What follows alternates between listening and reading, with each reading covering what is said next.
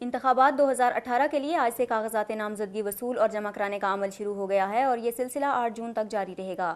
تمام صوبوں کے صوبائی الیکشن کمیشن کے دفاتر سے کاغذات نامزدگی فارم وصول کیے جا سکتے ہیں اور ابتدائی طور پر نامزدگی فارم حاصل کرنے میں سب سے تیزی سندھ میں دیکھی گئی۔ الیکشن کمیشن کے کراچی میں واقع صوبائی دفتر سے قومی اسمبلی کے حلقہ NA 246 کے لیے chairman Peoples Party Bilawal Bhutto Zardari کے لیے کاغذات نامزدگی حاصل کر لیے گئے۔ MQM کے سابق رکن صوبائی اسمبلی اویس شاہ نے NA 244 کے لیے کاغذات نامزدگی حاصل کیے۔ جماعت اسلامی کے ہارون سرفراز نے NA 241 جبکہ محمد خان ایوان نے PS 96 کے لیے کاغذات نامزدگی فارم حاصل کر لیے۔ فنکشنل لیگ کے سابق MPA Lakshman Das, Peoples Party کے رہنما رمیش کمار اور تحریک انصاف کی طرف سے ڈاکٹر پہلاج رام نے اقلیتی نشست پر فارم حاصل کیے۔ کاغذات نامزدگی فارم حاصل کرنے والوں میں مسلم لیگ نون کے رہنما کھیلداس کوہستانی جبکہ رہنما پیپلز پارٹی سریا جتوئی کے بیٹے نے اپنی والدہ کے لیے خواتین کی مخصوص نشست پر فارم حاصل کیا۔ الیکشن کمشنر سندھ کا کہنا ہے کہ اعلیٰ عدلیہ کے فیصلے کے بعد کاغذات نامزدگی فارم کا اجراء آج سے جاری ہے۔ سیاسی جماعتیں اپنے امیدواروں کی ترجیحی فہرست 8 جون تک جمع کرا سکتی ہیں۔ پشاور میں الیکشن کمیشن کے دفتر سے انتخابات 2018 کے لیے کاغذات نامزدگی کی وصولی کا عمل شروع ہو گیا۔ صوبائی الیکشن کمیشنر کا کہنا ہے کہ پشاور میں 20 ریٹرننگ افسران فرائض سر انجام دے رہے ہیں جبکہ سیشن جج انور Ali Khan district and returning افسر کے فرائض سر انجام دے رہے ہیں۔ صوبائی الیکشن کمشنر نے ہدایت کی ہے کہ امیدوار کاغذات نامزدگی 8 جون تک وصول اور جمع کرا سکتے ہیں۔ پاکستانی عوام جو سخاوت میں پیش رہتے ہیں اس رمضان بھی فلاحی کاموں میں خوب بڑھ چڑھ کر حصہ لے رہے ہیں۔ رواں سال پاکستانیوں کی جانب سے دیے گئے عطیات 173 ارب روپے کی نئی ریکارڈ سطح کو چھونے کے لیے تیار ہیں۔ ایک اندازے کے مطابق یہ اندازہ گزشتہ برس رفاہی کاموں کی مد میں 158 ارب روپے خرچ کرنے کو مد نظر رکھتے ہوئے لگایا گیا، جس میں رواں برس 10% اضافہ متوقع ہے۔ تاہم تجارتی معاملات پر گہری نظر رکھنے والے ایک شخص نے اس اندازے کو محدود قرار دیا ہے۔ مذکورہ شخص کا کہنا تھا کہ خیرات جمع کرنے کی مہمات میں کمی دیکھنے کے باوجود خیرات کرنے میں کوئی کمی نہیں آئی۔ انہوں نے کہا کہ میرے خیال میں عطیات کی ضرورت یا رمضان کے دوران عطیات جمع کرنے کے رجحان میں کوئی کمی واقع نہیں ہوئی۔ شدید گرم موسم کے باعث گھر گھر جا کر عطیات جمع کرنے میں کمی آئی ہوگی، تاہم ٹیلی ویژن پر چلنے والی تشہیری مہمات قابل ذکر ہیں۔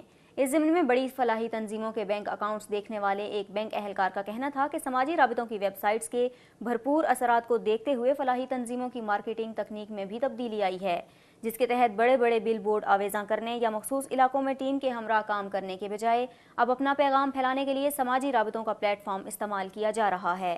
اس حوالے سے بینکنگ سیکٹر سے تعلق رکھنے والے ایک شخص نصر اللہ عابد کا کہنا تھا کہ پاکستان جیسے ملک میں جہاں خدمت خلق ایک قدرتی چیز سمجھی جاتی ہے، وہاں مجموعی ملکی پیداوار کی شرح نمو 5% ہونے کے باوجود عطیات میں 10% اضافہ ہونا عین ممکن ہے۔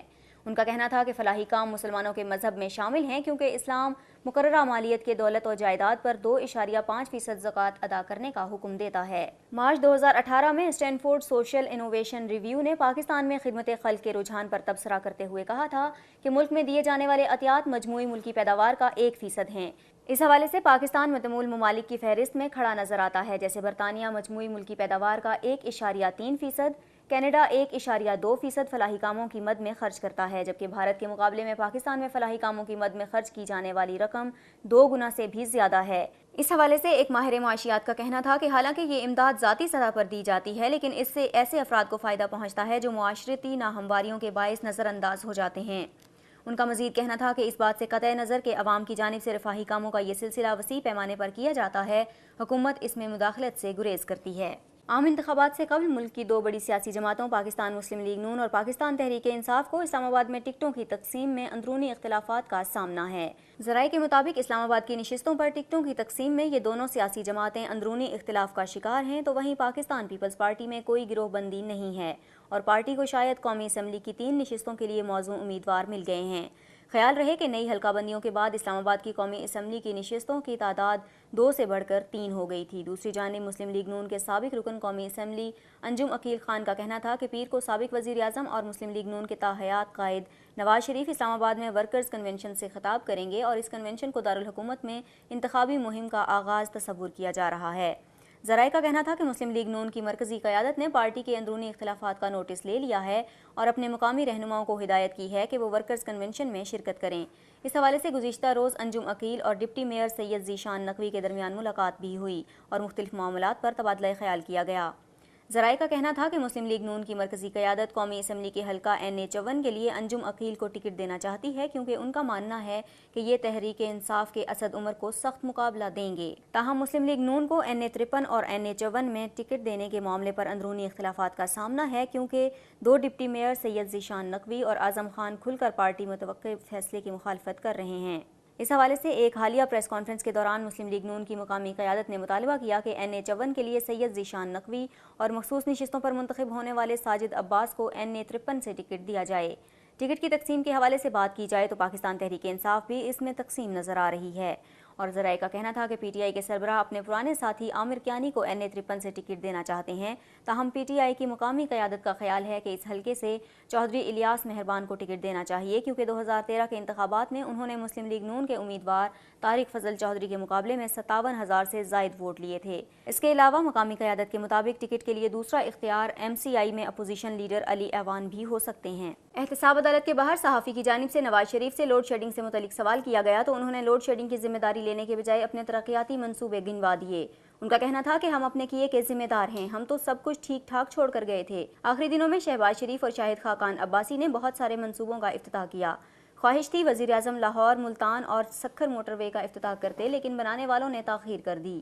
کون تھا جو روشنیاں واپس لایا اور کون تھا جو ملک کو اندھیروں میں ڈبو گیا؟ نواز شریف نے کہا کہ کیا یہ کام کسی ماضی کی حکومت نے کیے؟ کیا موٹر وے پر کسی اور حکومت کا نام لکھا ہے؟ کیا کسی اور حکومت نے موٹر وے بنائی؟ ہسپتال، کالج، یونیورسٹیاں الگ الگ ہیں۔ وفاق اور پنجاب میں 39 میگا منصوبے شروع کیے گئے۔ گوادر کوئٹہ سڑک بنائی اور نیلم جہلم اور تربیلا 4 کو مکمل کیا گیا۔ سابق وزیر اعظم نے کہا کہ چترال میں بجلی بھی آ گئی ہے، پاور پلانٹ بھی لگ گیا ہے۔ چترال والے پہلے آ ہی نہیں سکتے تھے، اب سرنگ سارا سال کھلی رہتی ہے۔ ہم تو نیب کورٹ میں پھنسے ہیں ورنہ آپ کو لواری ٹنل کی سیر کراتے۔ لواری ٹنل پہلے سال میں 6 ماہ بند رہتی تھی، پر لواری ٹنل سے اب 4 گھنٹے سفر کم ہو گیا ہے۔ Free and fair election network FAFEN کی جانب سے جاری کردہ رپورٹ میں کہا گیا ہے کہ ایوان میں 182 حکومتی اور 23 پرائیویٹ ممبر بلز منظور کیے گئے جو گزشتہ ادوار کی اسمبلی مدت کے مقابلے میں زیادہ تھے۔ رپورٹ کے مطابق گزشتہ 5 برسوں میں ایوان کے 56 سیشن کے دوران 5 آئینی ترامیم سمیت کئی اہم قوانین کی منظوری دی گئی، جس میں ابتدائی طور پر 2 برسوں کے لیے فوجی عدالتوں کا قیام اور بعد ازاں انہیں مزید 2 سال کی منظوری، تازہ ترین مردم شماری کے نتائج کی روشنی میں قومی اسمبلی کی نشستوں کی دوبارہ تقسیم، انتخابی اصلاحات اور وفاق کے زیر انتظام قبائلی علاقوں فاٹا کا خیبر پختونخوا سے انضمام شامل ہے۔ اس کے علاوہ دیگر اہم حکومتی قانون سازی میں کرمنل جسٹس سسٹم میں اصلاحات کے ذریعے قانونی چارہ جوئی کا معاوضہ، تنازعات کا متبادل حل کے لیے طریقہ کار، گواہ کا تحفظ شامل ہے۔ اسی طرح ایوان نے جانے کا حق، موسمیاتی تبدیلی اور اداروں سے متعلق اصلاحات کے لیے بھی قانون سازی کی۔ رپورٹ میں بتایا گیا ہے کہ قانون سازی کے علاوہ ایوان نے خارجی امور، معیشت، اندرونی سیکیورٹی، صحت، تعلیم اور دیگر معاملات پر 209 قراردادوں کو بھی منظور کیا۔ اسی طرح گزشتہ اسمبلی کی روایت کو برقرار رکھتے ہوئے ایوان نے 23 پرائیویٹ ممبر بلز کو بھی پاس کیا، جبکہ ایوان زیری میں کل 237 پرائیویٹ ممبر بلز پیش کیے گئے۔ پارلیمانی جماعتوں کے درمیان متحدہ قومی موومنٹ پرائیویٹ ممبر قانون سازی کو متعارف کرانے میں سب سے زیادہ پیش رہی اور اس کے قانون سازوں کے تقریباً 1/3 بلز کو اسپانسر کیا گیا۔ پاکستان مسلم لیگ نون کے قانون سازوں نے 53، پاکستان پیپلز پارٹی نے 33 اور پاکستان تحریک انصاف کے قانون سازوں نے 26 پرائیویٹ ممبرز بلز کو اسپانسر کیا۔ رپورٹ میں بتایا گیا کہ اس مدت کے دوران قانون سازوں کی جانب سے 13,912 سوالات اٹھائے گئے، جبکہ 533 پر توجہ دلاؤ نوٹس اور 45 پر بحث کی گئی۔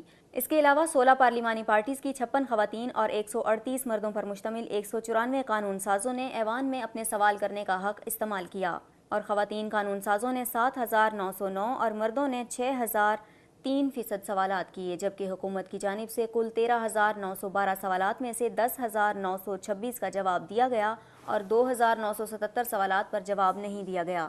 رپورٹ کے مطابق ملک کی 14ویں قومی اسمبلی نے کچھ بامعنی اصلاحات متعارف کروا کر 18ویں آئینی ترمیم کو منظور کیا۔ اسی طرح پبلک اکاؤنٹس کمیٹی کی ساخت کو تبدیل کر کے اس کی نمائندگی سینٹ کو دی گئی تاکہ مالی نظم و ضبط کے معاملے میں پینل کو زیادہ مضبوط بنایا جا سکے۔ نجی ٹی وی چینل کو دیے گئے ایک انٹرویو میں ریحام خان کا کہنا تھا کہ انہوں نے کتاب لکھنے کے لیے شہباز شریف سے پیسے لیے اور نہ ہی کبھی ان کی شہباز شریف یا مریم نواز سے ملاقات ہوئی۔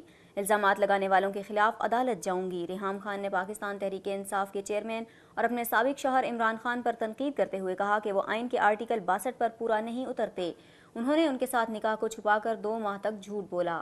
ساتھ ہی ان کا کہنا تھا کہ جو نگران وزیر اعلیٰ کا نام نہیں دے سکا وہ ملک کیا چلائے گا۔ اپنی کتاب کی اشاعت کے حوالے سے ریحام خان کا کہنا تھا کہ ان کی کتاب سے الیکشن کو کیا خطرہ، جو تاریخ بہتر لگی اس وقت کتاب منظر عام پر آ جائے گی، ریحام خان نے یہ بیان ایک ایسے وقت میں دیا ہے جب 2 جون کو تحریک انصاف کے مرکزی ترجمان فواد چودھری نے ٹویٹر پر اپنے پیغام میں کہا تھا کہ ریحام خان کی کتاب کی تصنیف و اشاعت کا سارا ڈرامہ حقیقی اپوزیشن کو گرانے کے لیے رچایا گیا ہے۔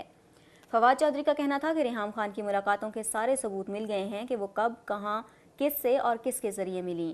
فواد چودھری کے مطابق ریحام خان نے مریم نواز سے ملاقات کی، جس کا اہتمام احسن اقبال نے کروایا۔ اس ملاقات کے ناقابل تردید شواہد نے ساری سازش کا پول کھول دیا ہے کہ کتاب کی تصنیف و اشاعت کا سارا تماشا دراصل حقیقی حزب اختلاف کو گرانے کے لیے رچایا گیا۔ تاہم احسن اقبال کی جانب سے اس الزام کی تردید کی جا چکی ہے۔ دوسری جانب معروف گٹارسٹ اور گلوکار اور پی ٹی آئی رہنما سلمان احمد نے دعویٰ کیا تھا کہ ریحام خان نے عمران خان کو بدنام کرنے کے لیے کتاب لکھی ہے، جس کے لیے مسلم لیگ نون نے انہیں 1,00,000 پاؤنڈز بھی دیے ہیں۔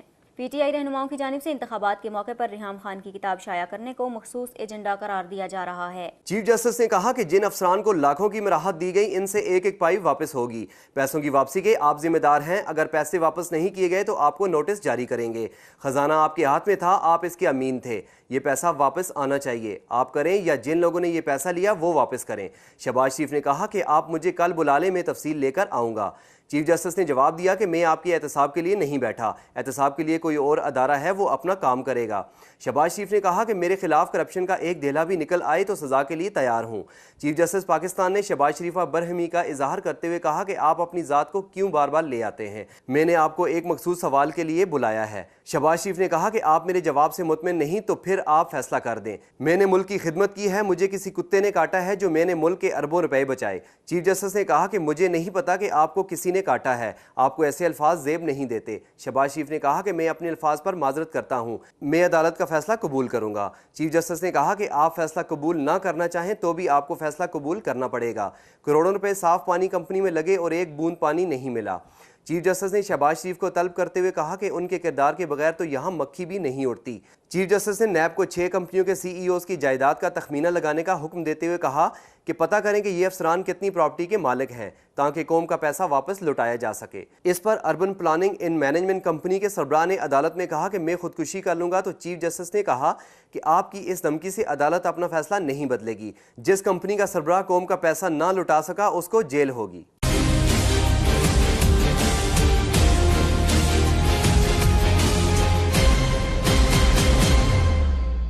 Please subscribe to HumSub.TV and hit the notification icon on the screen to get the latest updates of our channel.